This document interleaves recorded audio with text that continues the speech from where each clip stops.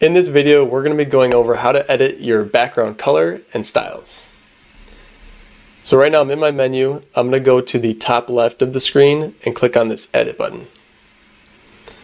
I'm going to go all the way down to the background drop down, and there you can see that we have our styles and our colors. So right now I'm on a gradient style, and a cool feature that we have is that you can actually pick which direction that you have your colors blend from. So right now I have navy blending to light blue, and I don't have a gradient direction yet. I'm going to have it blend from the top to the bottom. So I'm going to click on bottom, and you can see that the navy starts up top and then it blends all the way to the light blue at the bottom. So it's kind of a cool feature that you can use to customize your menu.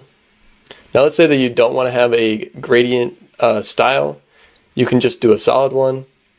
Right now I have purple as our solid color, but you can come in and edit this really easy and change it to whatever color you want. And that is how you change your color background and style.